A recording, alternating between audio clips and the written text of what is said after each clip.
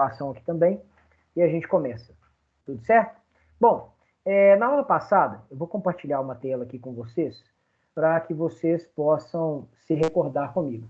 Na aula passada, a gente começou a falar do princípio da anterioridade tributária. Olha só como é que já está bem mais bonitinho aqui. Hoje eu estruturei, eu disse para vocês que ontem ele ainda não estava devidamente estruturado. Daqui a pouco, né, muito provavelmente amanhã eu vou passar essa parte do resumo para vocês. Olha aqui, na verdade eu vou passar tudo, tá, gente? E aí vocês vão compilando aí. Olha Ô, só. Bernardo, não tá aparecendo, pelo menos para mim, Ah, o esquema que você está mostrando não tá aparecendo aqui. Agora sim. apareceu? Agora sim. Tá, então vamos lá.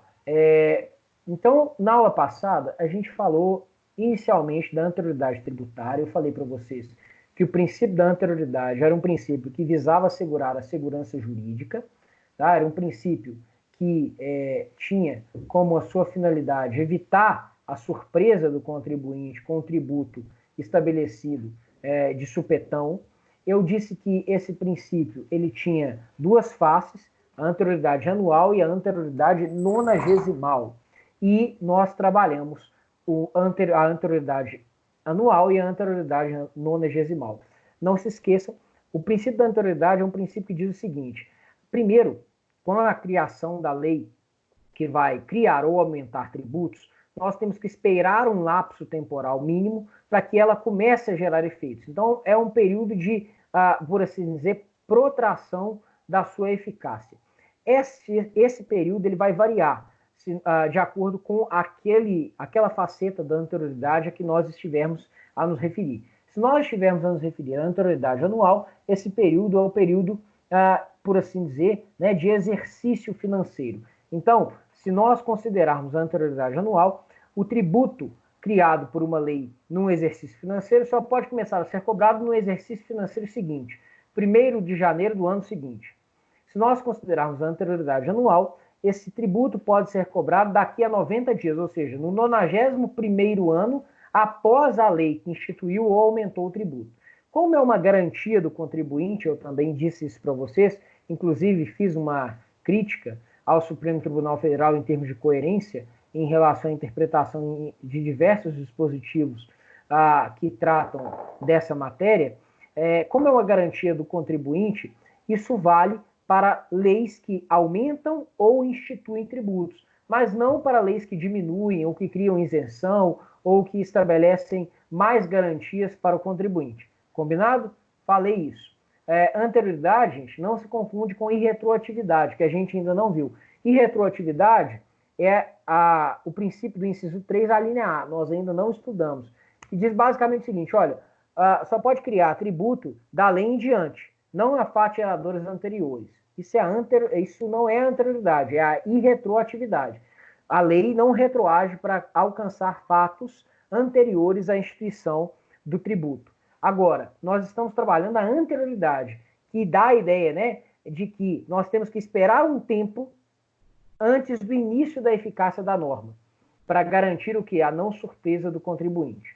Esse tempo pode ser de 1 ano no máximo, né, ou de 90 dias, e obviamente que esses princípios são, em regra, combinados, ou seja, aplica-se sempre aquele que é mais benéfico ao contribuinte. Bom, tudo isso eu falei na aula passada. Faltou falar uma coisinha básica,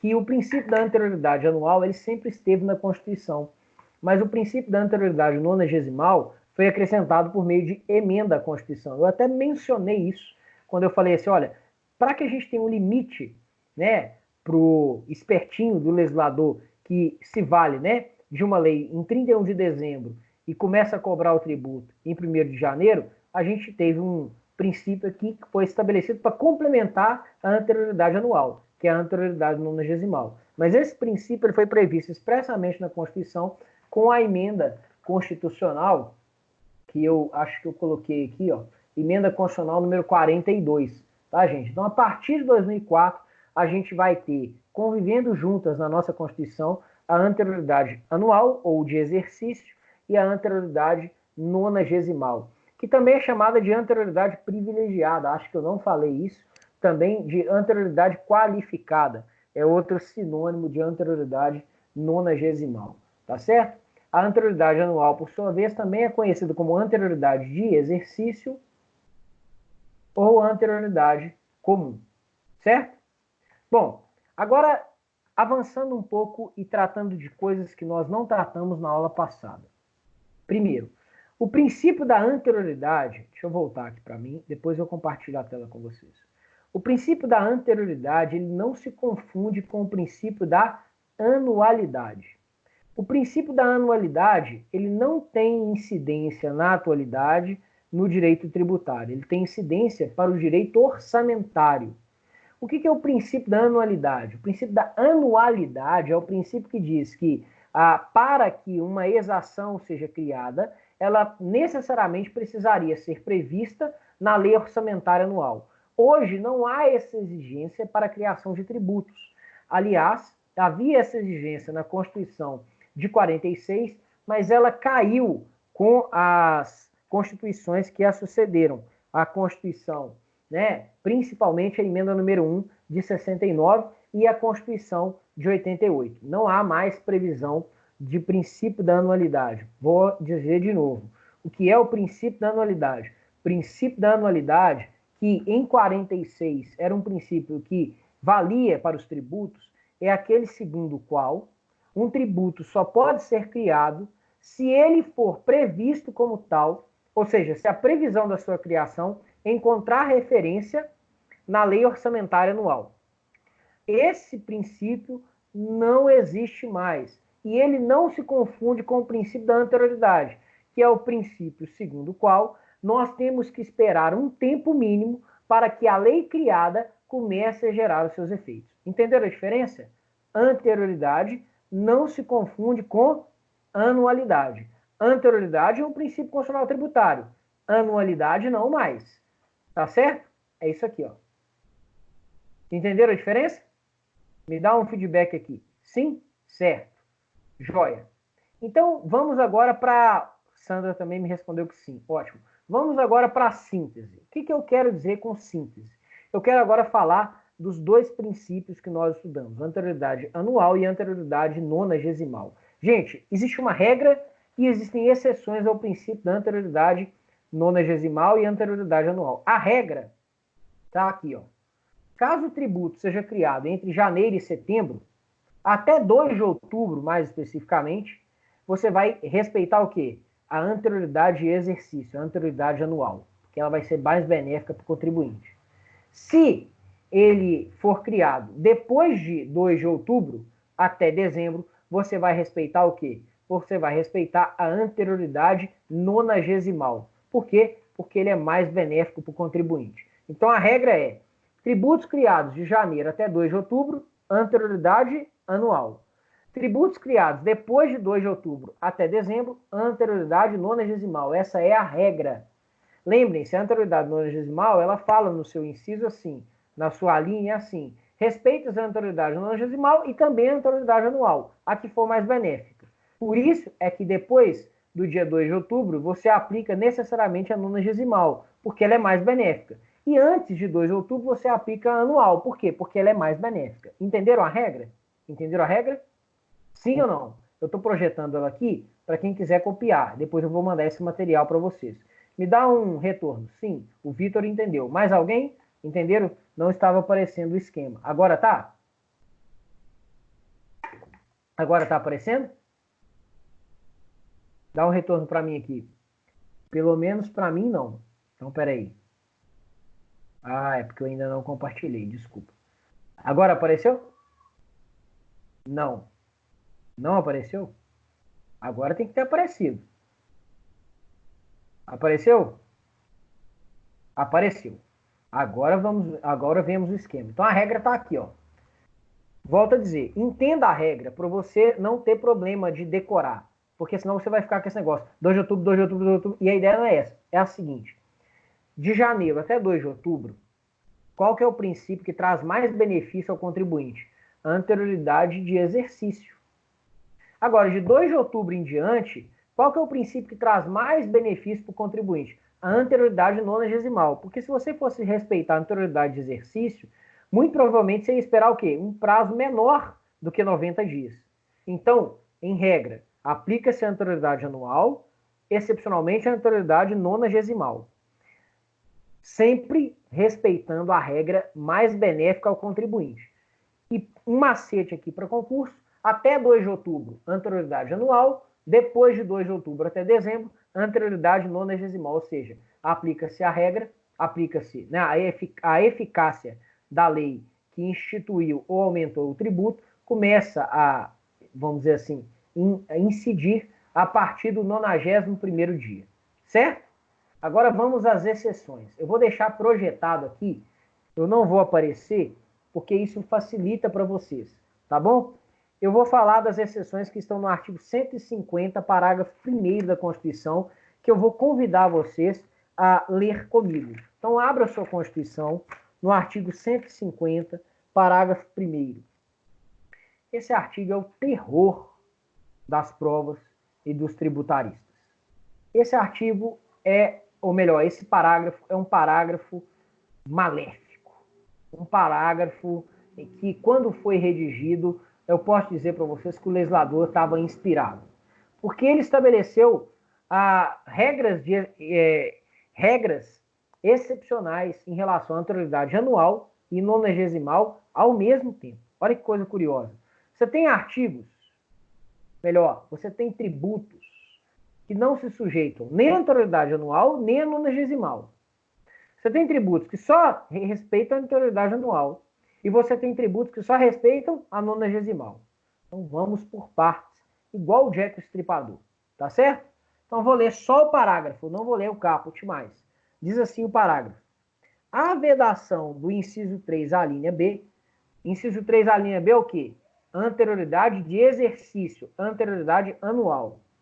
Não se aplica aos tributos previstos no artigo 148, inciso 1, 153, 1, 2, 4 e 5 e 154, inciso 2. Agora vamos destrinchar isso aqui com esse esqueminha que eu vou passar para vocês aqui. Ó. As exceções à anterioridade anual são os seguintes tributos. A maior parte deles, impostos. Primeiro, imposto de importação. Segundo, imposto de exportação. Terceiro, IOF. Quarto, IPI, Imposto sobre Produtos Industrializados. Todos tributos cuja competência para a instituição é da União. Além desses, não se sujeita à anterioridade anual o imposto extraordinário de guerra e o empréstimo compulsório para despesas extraordinárias de calamidade e guerra, do 148, inciso 1. Cuidado, olha aqui, ó. Eu até deixei aqui embaixo para vocês, ó. Isso não se aplica ao empréstimo compulsório para custear investimento público de caráter urgente e relevante interesse nacional, do 148, inciso 2. Já foi até cobrado em prova aqui, ó. Coloquei uma questãozinha da CESP, da prova da Defensoria Pública da União.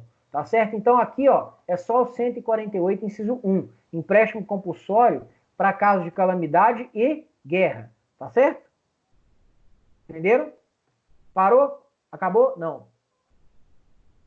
Não acabou, você ainda tem 2 contribuições. Na verdade, gente, exceções à disposição sobre alíquotas. Aí eu queria que a gente abrisse nos parágrafos aqui, parágrafo 4º, inciso 1, a linha B do 177, e parágrafo 4º, inciso 4º, a linha C do 155. Fala da CID combustível e do ICMS combustível. Vamos começar pela CID combustível. 177, parágrafo 4º, vai lá. Inciso 1, a linha B. Diz assim o parágrafo 4º, olha só, acompanha a leitura comigo aqui, ó. A lei que instituir contribuição de intervenção no domínio econômico relativa às atividades de importação ou comercialização de petróleo e seus derivados, gás natural e seus derivados e álcool combustível deverá atender aos seguintes requisitos.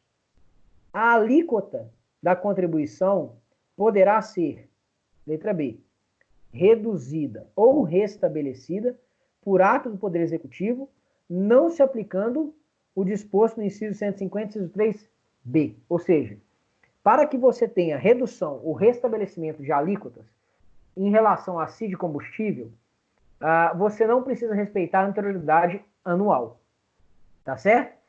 Isso se dá por meio de ato do Poder Executivo, há inclusive uma mitigação em relação ao princípio da legalidade. Vou dizer de novo, reduzir ou restabelecer a alíquota. Não estou falando de aumentar. Se for aumentar, não incide esse dispositivo aqui. Me interessa, no entanto, agora o quê? Que para reduzir ou restabelecer a alíquota de CID combustível, não é necessário respeitar a anterioridade anual. Joia. Agora vamos no 155. Volta um pouquinho para mim. Vamos lá no ICMS combustível. 155, parágrafo 4º, inciso 4º, a linha C, diz assim: na hipótese, deixa eu ver se é esse mesmo, na hipótese do inciso 12, a linha H, observar-se o seguinte, nós estamos falando do ICMS que incide sobre combustíveis, tá? Inciso 4º, as alíquotas do imposto serão definidas mediante deliberação dos Estados e do Distrito Federal, nos termos do parágrafo 2º, inciso 12, a linha G, observado o seguinte, aí nós temos aqui, ó, a linha C, poderão ser reduzidas e restabelecidas, não se lhes aplicando o disposto no artigo 150, inciso 3b. Ou seja, elas podem ser reduzidas ou restabelecidas sem respeitar a anterioridade anual. Exceções à anterioridade anual. Todos os impostos extrafiscais, ou seja, aqueles que são impostos que não se destinam apenas à arrecadação, que têm outras funções, por exemplo, de regulação da economia, por exemplo, que visam a mobilizar determinadas atividades, e, além disso, nós temos o empréstimo compulsório e as CIDs, que incidem sobre o combustível e o ICMS combustível, só. Exceções ao princípio da anterioridade anual. Agora vamos lá, continuar a leitura do parágrafo 1º do artigo 150. Eu falei que a aula de hoje era uma aula cheia de detalhes, né? Pois bem, então a gente vai devagar. Estabeleci aqui para vocês, ó, as exceções ao princípio da anterioridade anual. Porque só lendo o dispositivo, a gente teria que ir em artigo por artigo. Aqui eu já deixei para vocês visualizarem de uma forma mais fácil. Compreenderam? Há tributos que não precisam respeitar a anterioridade anual. Significa que, em relação a esses tributos, a anterioridade anual é mitigada. Perfeito? Entenderam? Sim? Me dá um feedback aqui. Se entenderam, coloca um S. Por favor. Sim. Então vamos adiante. Sim. Ótimo. Vamos adiante. Há também exceções à anterioridade nonagesimal. É a segunda parte ou parte final do parágrafo 1º do artigo 150. Então vamos continuar a leitura. Nós lemos a primeira parte. Então eu vou começar a leitura a partir da segunda parte. Combinado? Diz assim, ó. E a vedação do inciso 3, a linha C, entenda, inciso 3, a linha C, anterioridade nonagesimal. Não se aplica aos tributos previstos nos artigos 148.1, 153.1, 2, 3 e 5, 154, inciso 2, nem a fixação de base de cálculo dos impostos previstos no artigo 155, inciso 3 e 156, inciso 1. Aí você lê esse parágrafo e fala assim, meu Deus, que coisa confusa. Aí a gente vai simplificar. Olha aqui, ó. Exceções à anterioridade nonagesimal. Imposto de importação, imposto de exportação, IOF e imposto de renda. Olha que coisa curiosa. O imposto de renda, ele tem que respeitar a anterioridade de exercício, mas não tem que respeitar a anterioridade anual. Significa que você pode alterar a alíquota do imposto de renda dia 31 de dezembro e aplicá-la em relação aos fatos geradores do ano seguinte, em 1º de janeiro. Gostaram? Legal? Imposto de renda, para mim, natureza meramente arrecadatória. Não tem natureza fiscal. Claramente, algo que não se explica, para mim, essa exceção em relação ao imposto de renda. Os outros, tudo bem. IOF, imposto de importação, imposto de exportação, tudo bem. Perceba que não tem o IOF, o imposto de... IOF tem. Não tem o IPI aqui, ó. Porque o IPI tem que respeitar a anterioridade nonagesimal. Não tem que respeitar a anterioridade anual. Além desses impostos, imposto extraordinário de guerra e empréstimo compulsório para calamidade e guerra. Veja que os impostos extrafiscais, com exceção do IPI e o imposto extraordinário de guerra, o empréstimo compulsório, em caso de calamidade de guerra, não respeitam nem a anterioridade anual, nem a anterioridade nonagesimal. Perfeito? Joia. Com a emenda constitucional número 42, nós tivemos um acréscimo no final do parágrafo aqui, ó. Essa que fala da alteração da base de cálculo do IPTU e do IPVA. Elas têm que respeitar a anterioridade o quê? Nonagesimal. Tá certo? Em resumo, meus caros, atributos, mais especificamente impostos, que respeitam a anterioridade anual e a anterioridade nonagesimal.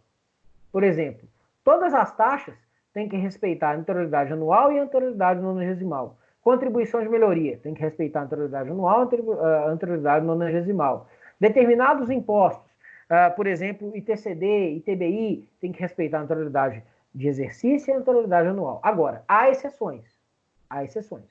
As exceções são, da primeira parte do parágrafo 1º, essas que estão aqui, ó, em regra, impostos, salvo empréstimo compulsório, CID combustível e CID combustível e ICMS combustível, exceções à anterioridade anual e exceções também à anterioridade nonagesimal, os impostos extras fiscais, com exceção do empréstimo compulsório pela calamidade de guerra, além da alteração da base de cálculo de IPTU e IPVA. IPTU e IPVA não são impostos que competem à União, são os únicos impostos que competem a entes federativos periféricos que são excepcionados pela anterioridade nonagesimal. Tá certo? Lembrem-se que também o ICMS combustível, a alteração das suas alíquotas, para reduzi-las ou restabelecê-las, exceções à anterioridade anual. Agora eu vou fazer aqui um confronto e depois vou voltar para a imagem da minha pessoa. Olha isso aqui é importante. Olha, confronto das listas. Exceções à anterioridade anual e nonagesimal.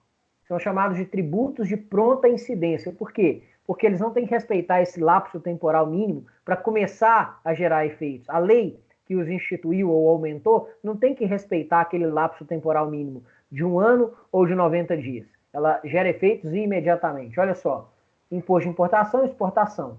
IOF, imposto extraordinário de guerra e empréstimo compulsório para calamidade e guerra. Tá? E o IPI? Não, o IPI tem que respeitar a anterioridade nonagesimal, tá certo? E a CID combustível e o ICMS combustível. Aplica-se também exceções aqui, ó. São exceções apenas à anterioridade anual. Significa que eles têm que respeitar a anterioridade nonagesimal. Perfeito? Finalmente, exceção apenas à anterioridade nonagesimal. Imposto de renda e base de cálculo de IPTU e IPVA. Esse esquemazinho aí que está no resumo que eu vou passar para vocês, tá bem fácil de entender. Alguma dúvida? Veja, é muito detalhe, eu sei que é, mas é um detalhe que você precisa compreender e mais do que isso, precisa memorizar. Não tem outro jeito. Eu costumo fazer tabelas para tentar memorizar isso, tá? Como é que tem sido a cobrança disso em provas? Olha, eu vou dar um testemunho para vocês. Durante muito tempo, eu estudei muito errado para concurso público, porque eu estudava sem fazer questões. E estudar sem fazer questões é estudar com uma venda nos olhos. Você não sabe o que será cobrado. E olha que coisa curiosa, isso aqui é intuitivo. Todo mundo que lê vai falar, caramba, que tanto de detalhe, isso vai cair em prova. E aí, gasta um esforço absurdo para memorizar essas regras. Deixa eu contar para vocês uma história. Eu até coloquei uma questão aqui da DPU que envolve exatamente essas regras, esses princípios, essa exceção a esses princípios, para vocês verem que cai. Mas o nível de incidência em provas da Defensoria não é grande. Agora, se você for fazer uma prova para Procuradoria da Fazenda, por exemplo, você tem necessariamente que memorizar esses princípios. E mais do que isso, as exceções e as regras. Por quê? Porque vão te ser cobrados. Tá certo? Melhor forma de memorizar, tabelinhas. Não tem outro jeito. Mas atributos que vocês podem colocar. Tem alguma justificativa? Peraí, deixa eu ler aqui.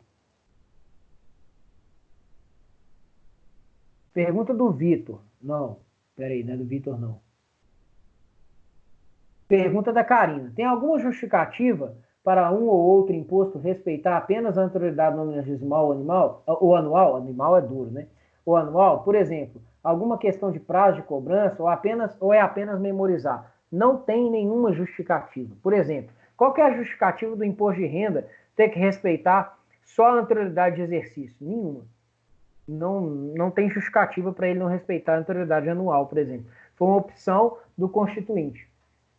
É uma resposta que eu detesto dar, mas é a resposta que tem para te dar. Agora, vamos lá. Em relação aos tributos extrafiscais, sim, tem uma justificativa. Entenda, em tributos extrafiscais, aqueles que têm como função não só a natureza arrecadatória, tem outra função além da só arrecadação. Leia-se, imposto de importação, exportação, IOF, esses têm função de regular a economia, atrair importações, diminuir exportação.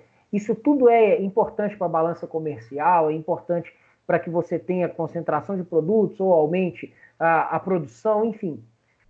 Com relação a esses tributos, faz todo sentido não incidir nem a anual, nem a nonagesimal, porque se eles têm uma função extrafiscal, ela é para ontem, não é para daqui a 90 dias, não é para daqui a um ano, tá certo? Agora, veja, até para esses tributos tem uma exceção. O IPI é um tributo com característica extrafiscal. Vocês podem reparar aí que você vai ter uma redução da alíquota do IPI agora, inclusive com a medida provisória de ontem, né? Que eu fiz a análise. Eu fiz a análise para vocês? Fiz a análise crítica da medida provisória ontem? Fiz, né? Acho que sim. Não fiz? Dá um retorno aqui para mim. Fiz. Então, tem a redução da alíquota do IPI, se eu não estou enganado, nessa medida provisória ou em outras. Vocês vão ver isso. É muito comum, né? Tem alguns efeitos sistêmicos, mas tem. A alíquota do IPI pode ser reduzida, mas ela tem que ser respeitada, tem que respeitar a anterioridade nonagesimal. Combinado? Joia. Vamos adiante. Para falar mais duas coisas em relação à anterioridade. Deixa eu compartilhar aqui a tela com vocês. Primeira coisa que eu queria falar é que a contribuição social previdenciária ela tem que respeitar a anterioridade nonagesimal. Alguns autores, para inventar moda, vão falar que não é a anterioridade nonagesimal, que é uma anterioridade especial. Meus caros, é a nonagesimal, tá? Vai lá no 195, parágrafo 6º. 195, parágrafo 6º.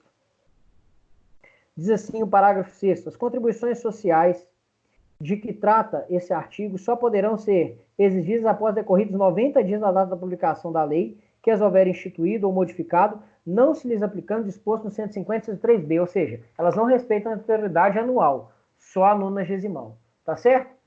Cuidado, olha aqui, ó, deixei até aqui, ó. O parágrafo 6º fala das leis que houver as leis que as houverem instituído ou modificado, né? Por conta disso, olha só, se fala em modificação da lei, isso implicaria a exigência dos 90 dias em qualquer tipo de alteração, inclusive para reduzir.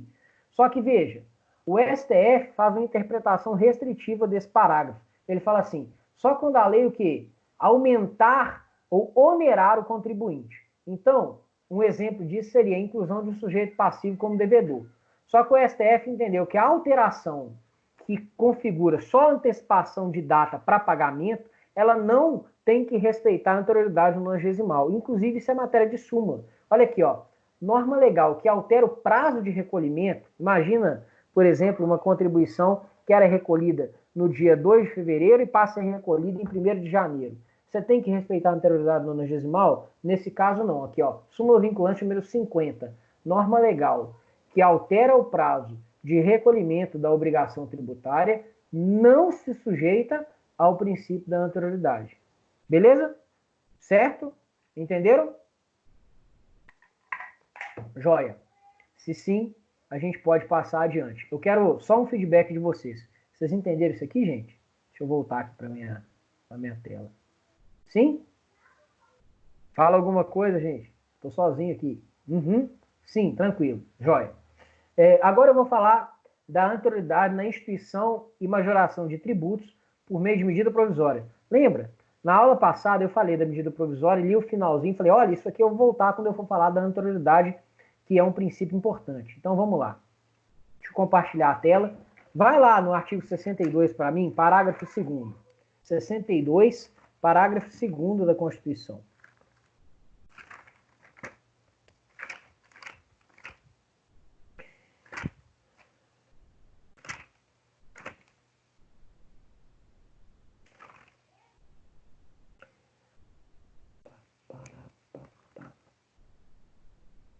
Diz assim, ó. Medida provisória que implique a instituição ou majoração de impostos, exceto os previstos, aí eu vou pular isso aqui, tá? Só produzirá efeitos no exercício financeiro seguinte se houver sido convertida em lei até o último dia daquele em que foi editada. Entenda, nós estamos falando o quê? Que quando o imposto for criado por medida provisória, olha aqui, ó. Vocês estão vendo aí, então? Aqui, ó. No campo da anterioridade tributária, quando o imposto for instituído, né, ou aumentado por medida provisória, esta exação, este aumento ou essa instituição, só vai produzir efeitos no exercício seguinte se a lei que criou o imposto for convertida em lei até o quê? Até o último dia daquele exercício financeiro. Então, para os impostos instituídos por meio de medida provisória, a gente tem três exigências. Três exigências. Ressalvados o quê? Ressalvados os tributos previstos aqui, ó. 153, inciso 1, 2, 4 e 5, que são o imposto de importação, exportação, o IPI e o IOF, e o 154, inciso 2, que é o imposto residual. Olha aqui, ó. Tem que respeitar a anterioridade anual, a anterioridade nonagesimal e, além disso, tem que respeitar o quê? Tem que respeitar essa lógica de que necessariamente você precisa converter a medida provisória em lei até o último dia do exercício financeiro. Combinado? É basicamente isso que eu queria falar com vocês em relação ao princípio da anterioridade. Agora, nós vamos passar ao estudo de um outro princípio, mas antes disso, eu queria perguntar para vocês. Tem alguma dúvida? Nós já estudamos dois princípios constitucionais tributários, legalidade e anterioridade. Em relação aos dois princípios, eu disse tudo o que eu precisava dizer em relação a esses princípios, como regra e como exceção. Alguma dúvida até aqui, pessoal? Eu vou mandar esse material para vocês assim que acabar a aula, tá? Pode ficar tranquilo. Se não tem dúvida, eu queria compartilhar uma tela com vocês aqui, que eu não compartilhei na aula passada. Olha aqui. Vocês estão vendo a tela que eu compartilhei aí? Dá um retorno. Estão vendo? Sim? Sim. Olha aqui. Esse material eu já passei para vocês. É um resumo compilado das principais decisões que envolvem todas as matérias que nós vamos estudar. E entre elas estão os princípios constitucionais tributários. Olha aqui, ó. Legalidade tributária. Olha só esse julgado. Taxas. Princípio da legalidade tributária, lei que delega a fixação da taxa para ato infralegal, desde que respeitados os parâmetros máximos. Olha que coisa curiosa. Olha o entendimento do STF em recurso extraordinário submetido à sistemática da repercussão geral. Não viola a legalidade tributária lei que, prescrevendo o teto, possibilita ato normativo infralegal fixar o valor da taxa em proporção razoável aos custos de atuação estatal, valor esse que não pode ser atualizado por ato do próprio Conselho de Fiscalização em percentual superior aos índices de correção monetária legalmente previstos. Marca uma coisa na sua cabeça, grava aí. Quando a gente fala de legalidade tributária, tudo que diz respeito à atualização monetária não incide legalidade. Não incide legalidade por quê? Porque você pode se valer de atos infralegais para atualizar monetariamente. Se for um aumento superior à atualização, aí tem que respeitar a legalidade tributária. Tá certo? Aqui é só uma previsão sem muita importância. Tá bom? Aqui, ó. É inconstitucional por ofensa ao princípio da legalidade tributária, lei que delega aos conselhos de fiscalização profissional regulamentados a competência para fixar e majorar. Aqui, ó. É inconstitucional por ofensa ao princípio da legalidade tributária, lei que delega aos conselhos de fiscalização de profissões regulamentadas a competência para fixar e majorar, sem parâmetro legal, o valor das contribuições profissionais, tá certo? Exatamente porque tem que respeitar o princípio da legalidade. Em relação à naturalidade, a gente leu essa aqui, ó, a súmula vinculante número 50, né? Não precisa respeitar a naturalidade a norma legal que altera o prazo de recolhimento da obrigação tributária, tá certo? Só para a gente fixar aí, então, o que eu queria mencionar para vocês em relação aos julgados. Isso já está com vocês, tá? Esse material já foi disponibilizado para vocês. Meus caros, já caminhando para o terço final da nossa aula, né, que eu disse ia ter 40 a 50 minutos, vamos falar um pouquinho do princípio da isonomia tributária. Antes de falar do princípio da isonomia tributária, eu vou falar do princípio da isonomia. Meus caros, o princípio da isonomia, também conhecido como princípio da igualdade, ele é o princípio que diz basicamente o seguinte, na sua forma genérica, prevista lá no artigo 5º caput, né? Olha, todos são iguais perante a lei. Todos são iguais perante a lei. Artigo 5º, ele é previsto, né? O princípio da legalidade, da isonomia é previsto no caput, né? Todos são iguais perante a lei, sem distinção de qualquer natureza, garantindo seus brasileiros e estrangeiros residentes no país a inviolabilidade, direito à vida, à liberdade, à igualdade, à segurança e à propriedade nos termos da lei. E no inciso 1º, aqui ó, homens e mulheres são iguais em direitos e obrigações nos termos dessa Constituição. Esse é o princípio da isonomia. O princípio da isonomia, ele tem duas faces. Isonomia, né, ou igualdade formal, e isonomia ou igualdade geométrica ou material. Entenda, igualdade formal é igualdade perante a lei.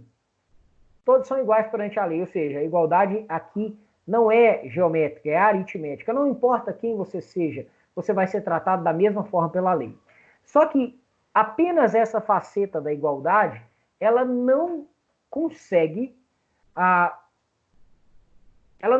entregar aquilo que ela promete. Então, ela é complementada pelo princípio da igualdade material ou igualdade geométrica, que diz o seguinte, não é só igualdade perante a lei, é igualdade na lei, é igualdade na igualdade e tratamento desigual nas desigualdades, ou seja, tratar os desiguais desigualmente, na medida em que eles se desigualam, a fim de igualá-los, é respeitar o princípio da isonomia, é respeitar o dever de tratamento isonômico de todos. Perfeito? Isso é um princípio constitucional previsto no artigo 5º da Constituição, no caput e no inciso 1º. Joia. E a isonomia tributária, professor? Ela está lá no artigo 150, inciso 2. Então vamos a ele. Artigo 150, inciso 2. Deixa eu compartilhar aqui com vocês, porque vai ficar mais fácil. Diz assim o artigo 150, inciso 2. Sem prejuízo de outras garantias asseguradas ao contribuinte, é vedado à União, aos Estados, ao Distrito Federal e aos municípios, inciso 2, instituir tratamento desigual aos contribuintes que se encontrem em situação equivalente, proibida qualquer distinção em razão da ocupação profissional ou da função por eles exercida, independentemente da denominação jurídica dos rendimentos, títulos ou direitos. Esse é o princípio da isonomia tributária. Vocês estão vendo aí a tela que eu projetei para vocês? Eu queria falar um pouquinho disso. Olha só, primeiro, é evidente que o princípio da isonomia tributária é uma decorrência lógica do princípio da isonomia em sentido geral. Isonomia no sentido geral, como eu já disse para vocês, que trata tanto, né, da sua face formal quanto da sua face material ou geométrica, tá certo? No direito tributário, a isonomia ela está diretamente relacionada com uma cláusula que chama cláusula da pecúnia non olé. O que é a cláusula da pecúnia non olé? O dinheiro não tem cheiro. Não importa qual é a sua profissão, se ela é legal ou se ela é ilegal. Não importa de onde você vai oferir sua renda. Vai incidir tributo se você oferir renda. O dinheiro não tem cheiro. Isso é uma expressão que remonta lá à Roma Antiga, onde eles queriam, em determinado período, tributar os ambientes onde as pessoas urinavam e defecavam. E aí, um determinado, eu não vou me lembrar especificamente quem, né, uma determinada pessoa falou assim, nossa, mas tributar esses lugares, nossa, um mau cheiro. Aí a pessoa respondeu, olha, dinheiro não tem cheiro, pecúnia não olê, ou seja, não importa. E isso é um reflexo do princípio da isonomia. Entenda, olha, a pessoa exerce uma atividade ilícita, mas ela oferiu renda. Se ela oferiu renda e o fisco ficar sabendo, é o imperador Vespasiano, exatamente. Se o fisco ficar sabendo, essa renda vai ser tributada. Pouco importa se ela tem procedência lícita ou ilícita. Além disso, além, né, de ter relação com a cláusula da pecúnia no olê, olha aqui, ó, ela também tem relação com o princípio da capacidade contributiva, que está lá no 145, parágrafo 1º. Vamos a ele? Vamos ler o 145, parágrafo 1º? Abre lá para mim. Também chamado de princípio da capacidade econômica, tá? 145, parágrafo 1º, diz assim, ó, sempre que possível, os impostos terão caráter pessoal e serão graduados segundo a capacidade econômica do contribuinte, garantida a administração tributária, especialmente para conferir efetividade a esses objetivos, identificar, respeitados os direitos individuais e nos termos da lei, o patrimônio, os rendimentos e as atividades econômicas do contribuinte. Ou seja, a tributação tem que respeitar, como regra, a capacidade econômica do contribuinte. E tem ainda, né, uma relação, esse princípio, com a ideia de evitar privilégios odiosos. O que eu quero dizer com isso? Evitar privilégios odiosos. Evitar que você beneficie alguém em detrimento de outrem por conta do status, ou por conta da carreira, ou por conta da atividade que ela exerce. Isso se dá também em nome do princípio da isonomia tributária. Evitar prejuízos odiosos é também um nome que, curiosamente, recebe esse princípio. Princípio da proibição de privilégios odiosos. Se você não está acreditando, eu vou compartilhar com você a tela. Está aqui, ó. Também chamado de princípio da proibição dos privilégios odiosos. Aí você vai me perguntar, professor, para quê? Para que isso? Eu também não sei para quê, né? Mas costuma ser cobrado em provas, então eu estou fazendo questão de te falar. Também é um sinônimo do princípio da capacidade contributiva, que está relacionado com o princípio da isonomia e com o princípio da capacidade da isonomia tributária. Bom, para fechar, falei coisa pra caramba. O princípio da isonomia tributária, ele pode dar a entender que você não possa estabelecer tributação diferenciada para os contribuintes, mas você pode. E existem parâmetros para isso. Parâmetros atrelados à proporcionalidade, parâmetros atrelados à progressividade, parâmetros atrelados à essencialidade do bem. Tá certo? Tudo isso nós vamos estudar nas próximas aulas. Existem, portanto, discrímenes que são admitidos, para a diferenciação da tributação. Esses discrímenes têm que respeitar critérios razoáveis, e esses critérios, em geral, estão previstos na Constituição. São a proporcionalidade, a progressividade e a essencialidade dos bens. Meus caros, um exemplo. A tributação da renda, ela respeita o princípio da proporcionalidade. Não, perdão, da progressividade. Porque nós temos alíquotas progressivas que variam conforme o quê? Conforme, ao menos em tese, a capacidade contributiva daquele que vai pagar o tributo. Uma outra diferença que nós temos ainda em relação ao princípio da isonomia. Olha só, o ICMS. O ICMS, ele não vai ter um respeito aqui da progressividade, né? Porque você vai pagar a mesma alíquota que o Silvio Santos paga. Só que existe uma possibilidade aqui de tratamento isonômico, no tratamento dos desiguais desigualmente, na medida em que se desigualam, com base na essencialidade do bem. Olha só, um perfume, ele vai custar mais caro que alimentos da cesta básica. A alíquota dele vai ser mais elevada, exatamente por conta dessa preocupação com a isonomia. Entenderam? Esses são os critérios.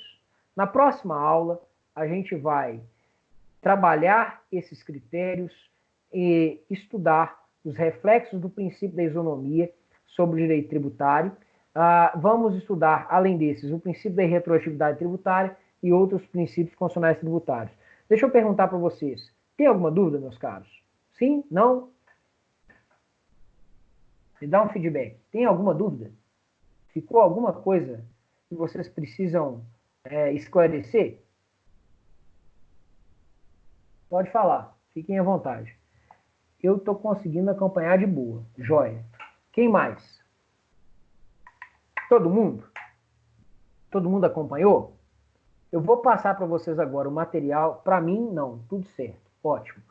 Então, eu vou passar para vocês agora o material. Para mim, está tranquilo. Joia. Vou passar para vocês o material. Não deixem de baixar a aula e conferir posteriormente, se vocês assim entenderem. Tá certo?